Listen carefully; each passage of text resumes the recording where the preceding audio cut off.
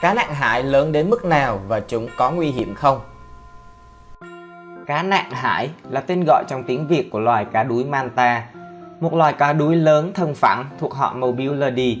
Chúng có quan hệ gần với các loài cá đuối khác và cá mập.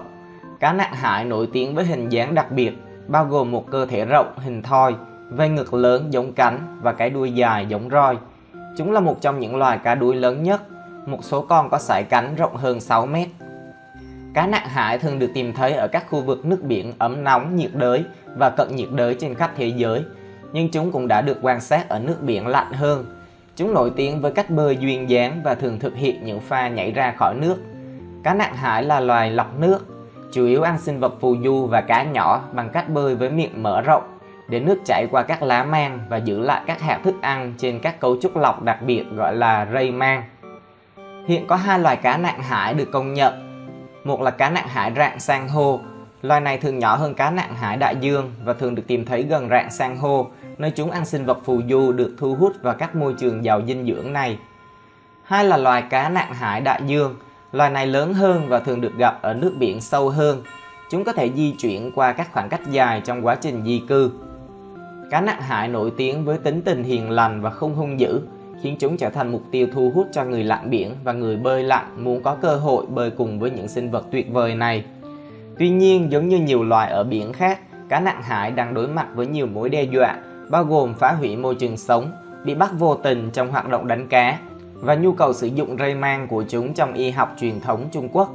Các nỗ lực đang được thực hiện để bảo vệ và bảo tồn cá nặng hải thông qua các chương trình bảo tồn và quy định nhằm giảm thiểu các mối đe dọa này. Về kẻ thù tự nhiên, do kích thước lớn và vận tốc bơi trong trường hợp nguy hiểm, tốc độ bơi đạt tới 24 km/h, cá nặng hải có rất ít kẻ săn mồi tự nhiên có thể gây tử vong cho nó. Chỉ những loài cá mập và cá heo lớn, chẳng hạn như cá mập hổ, cá mập đầu búa lớn, cá mập bò, cá voi sát thủ giả và cá voi sát thủ mới có khả năng săn cá nặng hải. Việc bị cá mập cắn nhưng không gây tử vong là những trường hợp xảy ra phổ biến. Đại đa số con trưởng thành đều mang vết sẹo sau ít nhất một vụ tấn công. Tình hình là mình mới tạo trang web áo-godzilla.com có bán áo Godzilla cũng như các loại khủng long. Các bạn có thể mua áo ủng hộ mình tại đây nhé. Kích thước não và trí thông minh.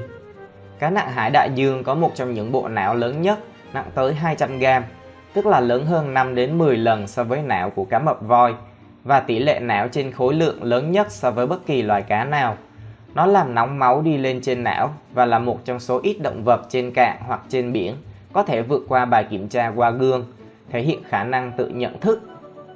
Khi di chuyển ở vùng nước sâu, loài cá nặng hải đại dương bơi đều đặn theo đường thẳng, còn khi vào gần bờ, nó thường đắm mình hoặc bơi lội loanh quanh.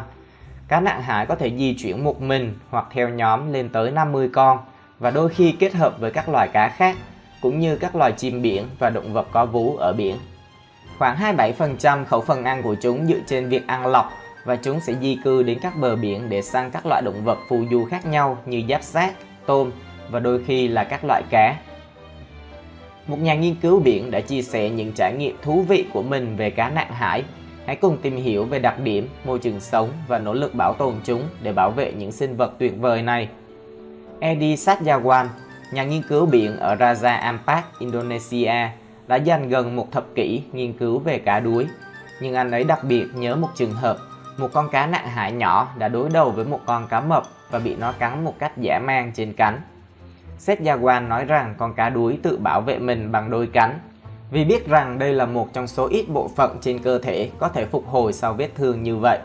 Anh tiếp tục, việc ngay cả một con cá con cũng biết cách sống sót trong tình huống như vậy là bằng chứng cho thấy sinh vật khổng lồ hiền lành này là một trong những loài cá thông minh nhất đại dương.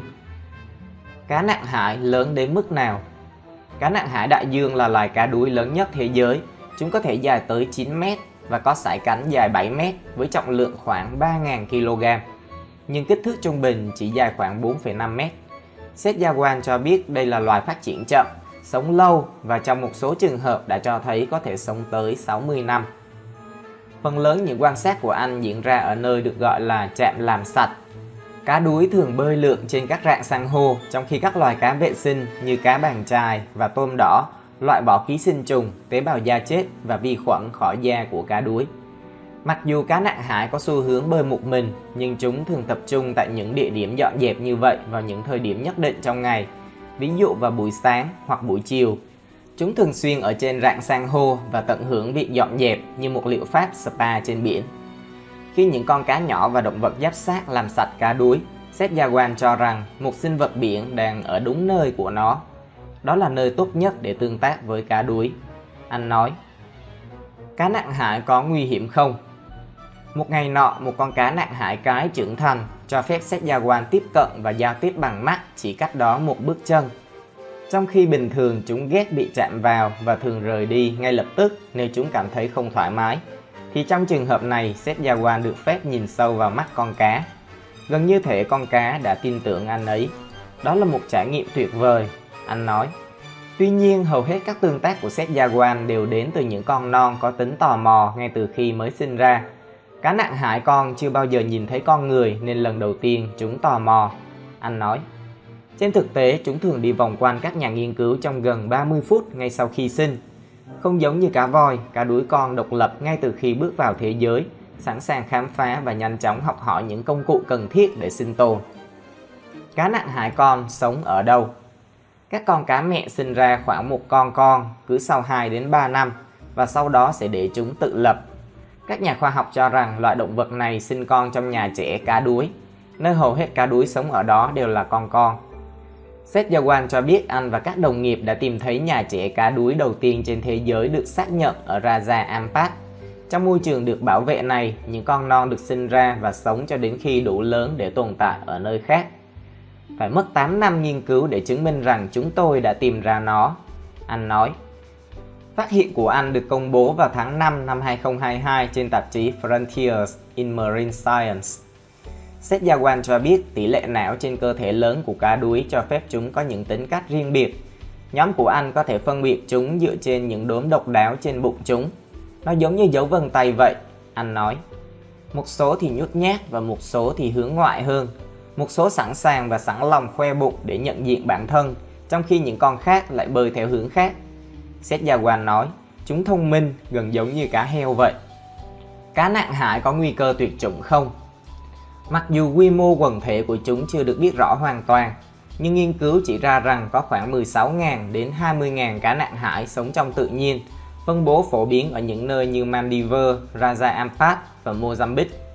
Tuy nhiên, một phần do tỷ lệ sinh thấp nên những sinh vật khổng lồ hiền lành này rất dễ bị suy giảm. Trên thực tế, số lượng loài này trên khắp thế giới đã suy giảm do nghề cá, nơi chúng tình cờ bị mắc kẹt trong lưới đánh cá. Tuy nhiên, chúng cũng được biết là tồn tại và phát triển ở những nơi như Raja Ampat, nơi việc đánh bắt bằng lưới bị cấm và có rất nhiều khu bảo tồn đại dương. Đối với Seth Yawan, cá nặng hải có nhiều điều để cống hiến và dạy chúng ta về đại dương, nơi là nhà của chúng. Anh nói sẽ thật xấu hổ nếu đánh mất kiến thức đó. Video phân tích về loài cá đuối lớn nhất sẽ dừng lại tại đây. Hãy bấm đăng ký để ủng hộ kênh của mình nhé. Xin chào tạm biệt các bạn.